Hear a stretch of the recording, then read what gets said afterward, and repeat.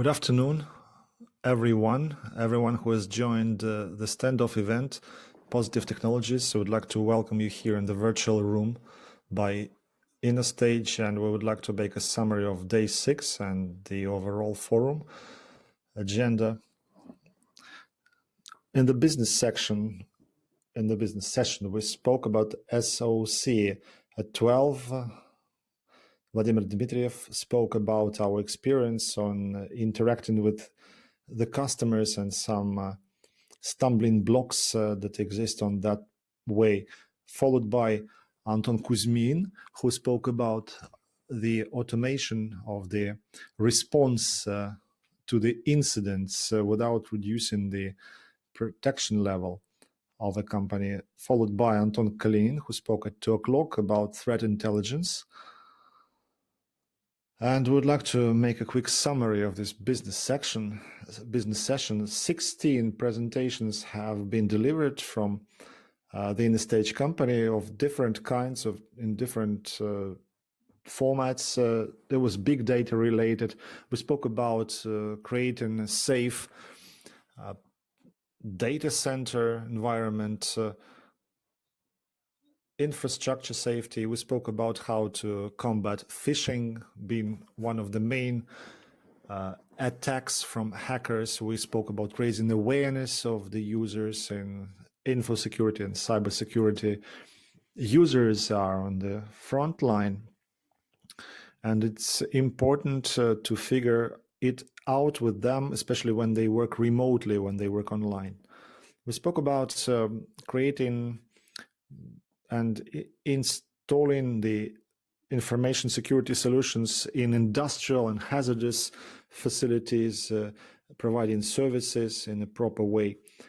All those things and many other topics had been delivered in the course of the business sessions. Seems like it's the cybersecurity services like SOC services and computer-aided manufacturing. Those were the hot topics as it has been analyzed from our feedback. All of the recordings are available on the platform. If you have to ask your questions, please send us your questions by using the email that you see on the slide.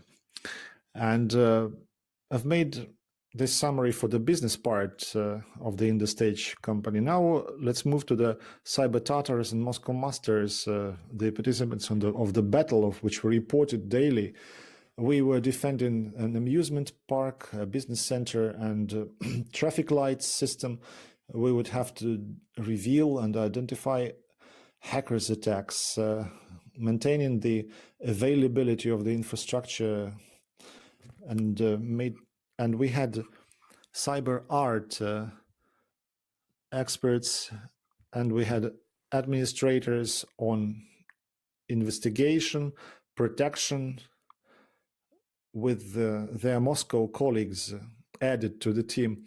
Now we have the head of the Cyber Art Center, Anton Kalinin, and Anton Kuzmin has joined us as well, those who have been guiding the group of these experts, so they are fresh from the battle. They only finished at 2 o'clock. We'll start with the protection solutions. So guys, hello. Could you please elaborate on the tools that have been used? What do you think? Were these tools sufficient? Did you really manage to use them all up and utilize all of the tools, considering that we had less than a week to prepare for all that? Hello, everyone. Hello, Alexey. In actual fact, all these tools, they were high-quality tools, and we were able to tune them all. What we were actually lacking is the endpoint protection tools, and as practical experience revealed, we're really lacking them. We also got used to having our own IRP system, which we also did miss. I wish we had one. But as for the rest, we've been able to analyze the entire infrastructure. And I think Anton Kalin is going to continue and elaborate on the infrastructure, I think, a bit later. And with the use of the admins and our friends from Moscow, we've tuned all of the monitoring tools and protection tools. And I think it was a success, basically. Thank you, Anton. And would you say that this set of tools are sufficient for the infrastructure in real life? What else but these end-to-end point solutions we were missing or would be missing in real life for the companies that might face with such threats, of which we'll of course speak later? I think I will take this. I think it's the antivirus protection that we were lacking, and some EDR systems were lacking because the infrastructure, the systems did not have any antivirus protection installed whatsoever. So I think we couldn't really reveal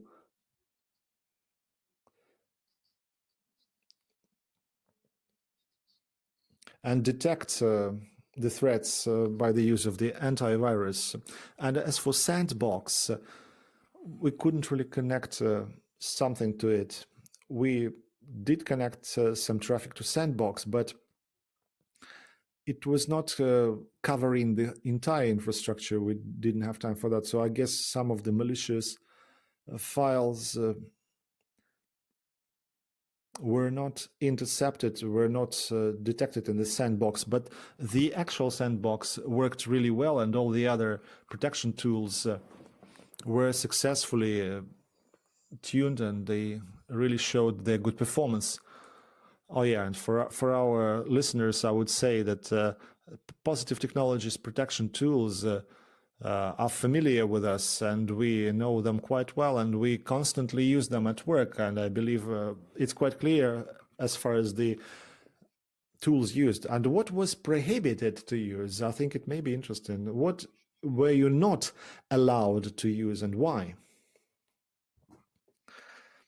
Well, it was not allowed to block the attackers by their IP addresses because they were using the similar network as the real users.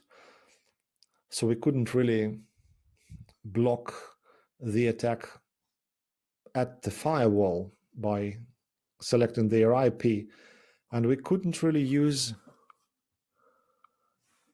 the IPS inside the infrastructure for blocking various IPS signatures. And we did not have antivirus, like I mentioned previously. So opening of some malicious files and malicious payloads could not be blocked because we did not have the antivirus. Well, the difference in tools and the real infrastructure are clear to our users. So maybe we should move on, and we have an exclusive slide. Could the red team pay close attention to the screen? Anton, could you please tell us about what we ended up with these InfoSec systems at the initial stage? What did we get from the organizers? This is the chart, the schematic of our network. What did we get from the organizers of the event? What we did get was the IT infrastructure of some kind of a managing company, which is providing the services in the city services. They have their own IT infrastructure, and they have external services. On the left-hand side, you can see the network, On the right, you can see the schematic that we have been preparing while we were studying and analyzing the infrastructure. On the top left corner, we have the DMZ segment, where we'd have our web content and the main applications that our users would interact. It's the DMZ segment that all of the attacks started from. And in the DMZ segment, we had one of the business critical services like the city portal, which was used for tolling purposes. They would be selling tickets to the amusement part, which could have been decommissioned by attack. And also there was a fine inspection portal, and one of the hacks was removing all of the fines from that system, all of the fines that had to be paid by the citizens. And all of the applications in the DMZ would be put in the web applications firewall ZapTaf by Positive Technologies, and that really helped us quite a lot initially, and it would protect us from 95% of attacks by that. And all the rest is the internal segment. On the lower left corner, we have the servers, the ID servers, and the servers that were running Linux, those that would support the internal users. The help Tascam service was running on it, and also the ERP system. In our company, we had mail, which was available on Exchange. It was available from the internet, and remote desktop gateway, which was also available from the internet, and we would be monitoring that quite actively, trying to detect all possible attacks. And the access to the infrastructure was like that. The users would be getting that access via VPN with the Cisco ASO, and we would be seeing active attempts of trying to brute force the passwords to get to the network. Apart from the server segment, we had a user segment, which was split into regular users and the admins, because the admins would have the access to the AD. Here it was simple. We had Windows-based computers. Some of them were running Windows 7, some of them were Windows 8 based and Windows 10. We'd do patch management, and the main vulnerabilities on Windows 7 had been patched, and also on Windows 8. In the middle, on top, basically, we have the monitoring tools and protection tools, and right in the middle, we have the checkpoint firewall, which we would be tuning quite actively. We were trying to very actively cover and complicate the life to the attackers so that they wouldn't penetrate into the heart of the company, to the SCADA segment. And you can see it on the bottom right corner. We had 3 SCADA systems that were actually managing the controllers of air conditioning in the amusement park, and it was also related to the traffic lights. That's it. Well, thank you very much for this story. You had explained about the preparations with these stringent, tough limitations. We would put these services to the internet. We did the firewalling. We created the rules of moving in between the networks. We did some patch management for some obsolete systems. That's what I've heard from you, and maybe something else that we did there at the preparation stage. Well, at the preparation stage, we didn't have time for tuning in some login. all the major logs had been, of course, connected, but there were systems, of course, where we would have to very actively take understand the essence of their work and find out how these systems would be logged and what they stand for, what they're all about. So it turned out that in some cases we just didn't have logs from those systems, which was making our investigation more complicated. But we were able ultimately to have this investigation with the use of other tools and close the incidents successfully.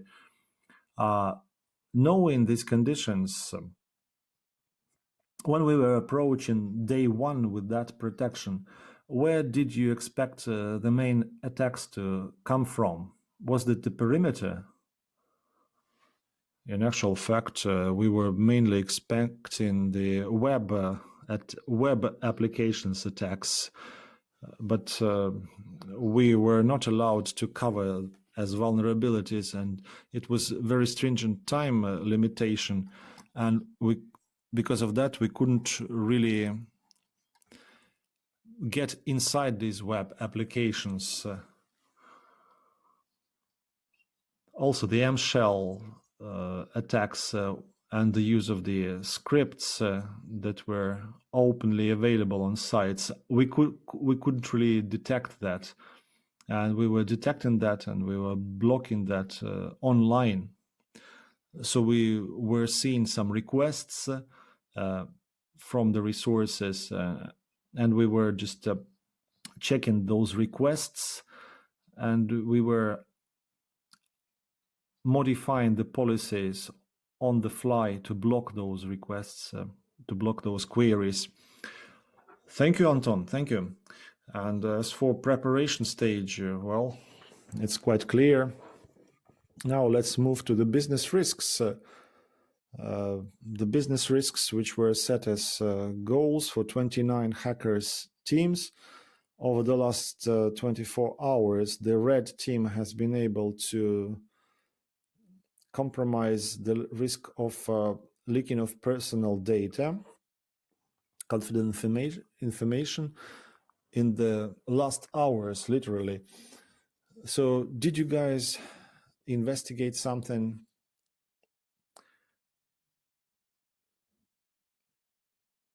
I'd say a few words about the business risks. Our team's goal was to do the monitoring and the investigation of the incidents.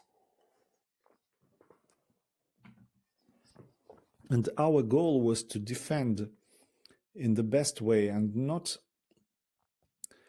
just to allow hackers to penetrate, but to improve our skills in preventing such incidents, which we've been able to pull off. And as for your question, in the last standoff hours, we successfully covered the incident which was related to the interruption of the Ferris wheel control. And as for the business risks, all of the business risks, we knew the entire infrastructure and we knew all of the hackers' patterns, all of the patterns of hackers' attacks. And correct me if I'm wrong, but we have filed reports on all of them. And we closed the investigation quite successfully.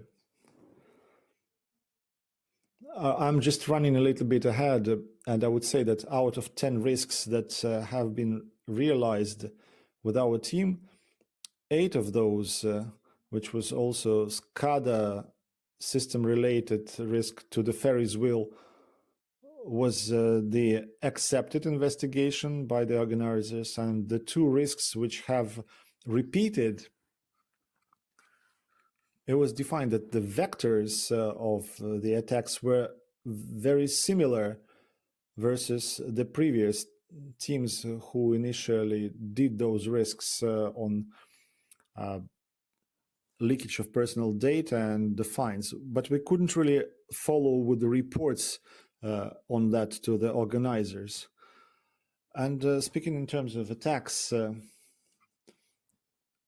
to our systems and the business risks, And what for the red team, what was the surprise for you? Did you see anything interesting as the attack progressed and developed? It was a surprise as one of the implementation of the attacks, which was the interruption in the online terminals, cache terminals. During the standoff, we revealed a new business risk as that server was interacting with the payment system.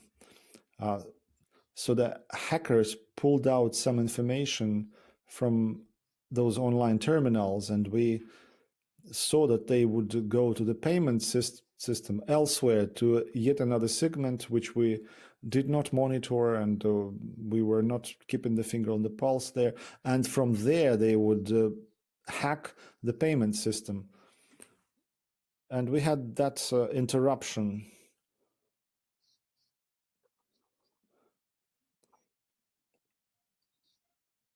It would take us quite a long time to understand that, but we revealed actually where it came from, and we understood how exactly the hackers stole the data about that payment system. And that was the incident which was very unexpected indeed. And from that side, we did not expect anything of the kind.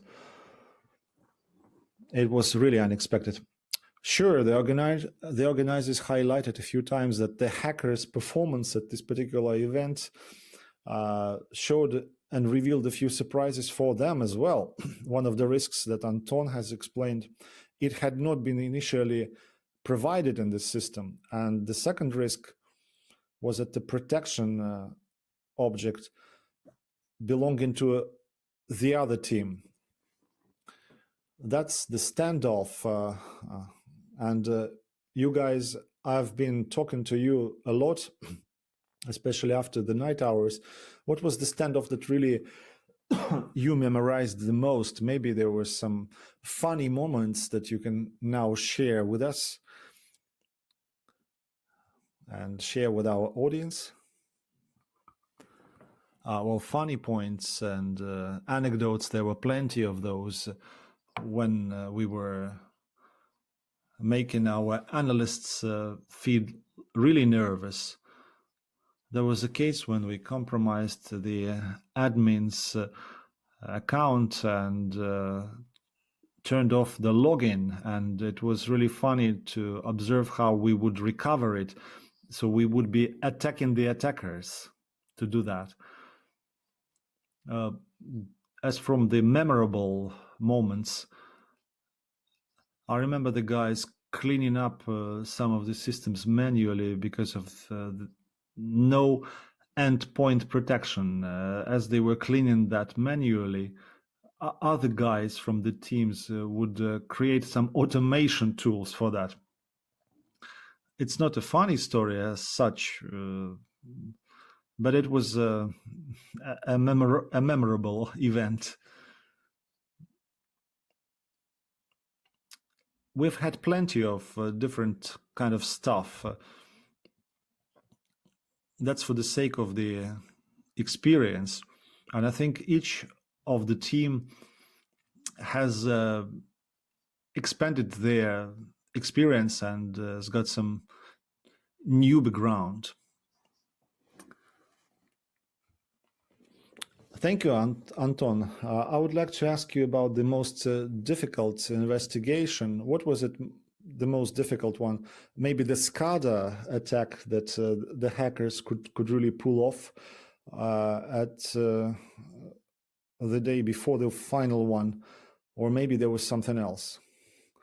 No, SCADA was being followed from beginning to end, but at the same time we were trying to defend and not let them get into SCADA, and we were keeping the finger on their pulse at all times. So with SCADA attacks, we figured it out really quickly and we reported that incident. I think the most difficult thing was the online terminals attacks. we couldn't really understand how it was actually happening, because we got used to CM working and handling the incidents in CM, and there was nothing in CM, nothing at all. So we were drilling down, trying to find it, and we did find it. Seems like that we didn't have to find it in CM at all. It was much easier. It was much more simpler, I would say, and interesting at the same time. They did not utilize any vulnerabilities by the attackers. But the attackers just learned about how those online terminals really worked. They simply used their configuration, and they would be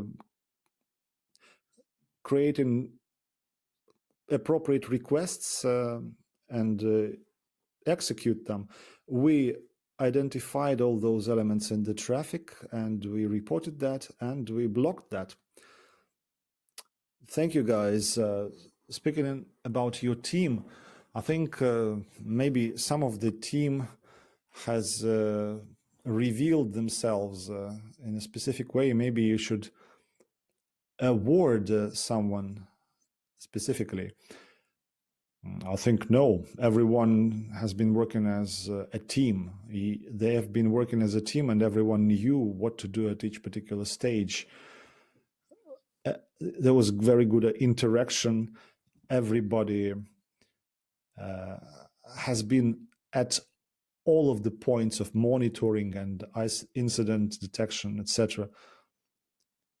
Of course, there will be prizes and awards for the guys, and there will be some friendly shoulder tapping, but we will not be disclosing that.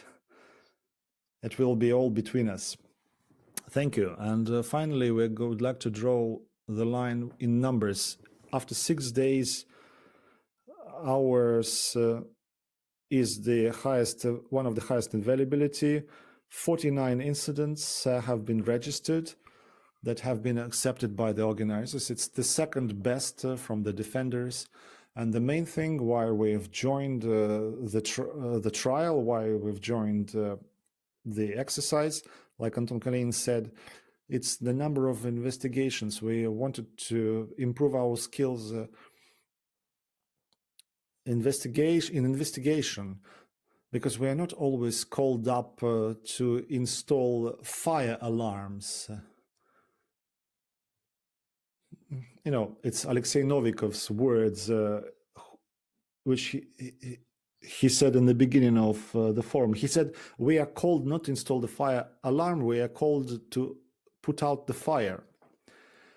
And we had 8 investigations, a big number. We spent 20 hours for the investigation of these elaborated attacks.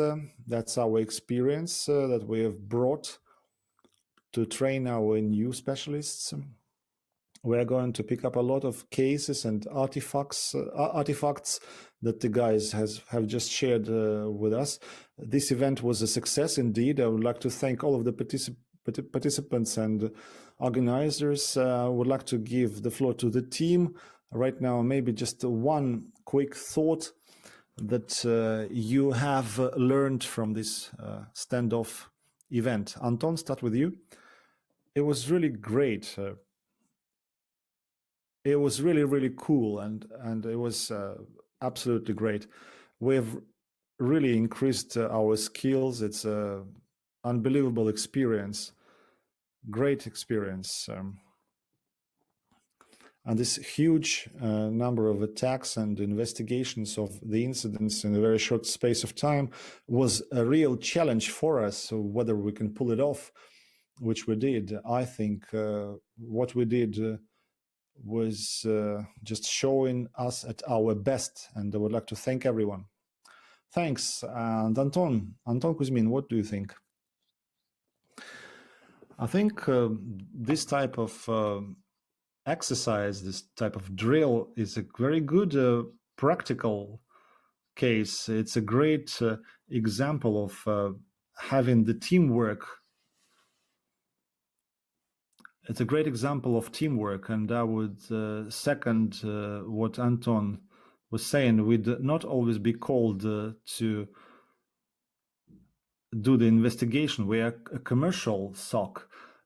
This type of exercise, this type of competition has really helped us improve our skills in incident investigation and identifying the attackers' activities at all possible stages, their moves, etc. And of course,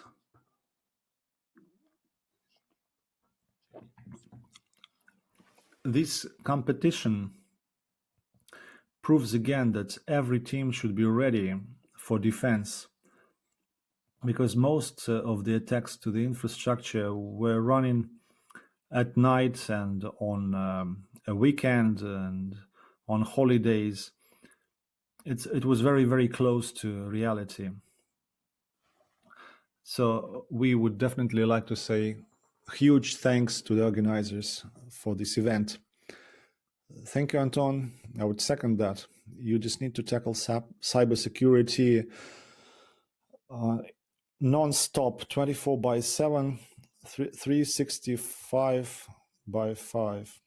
Now we are closing this session. Thank you, Positive Technologies, for excellent event management, and see you next time.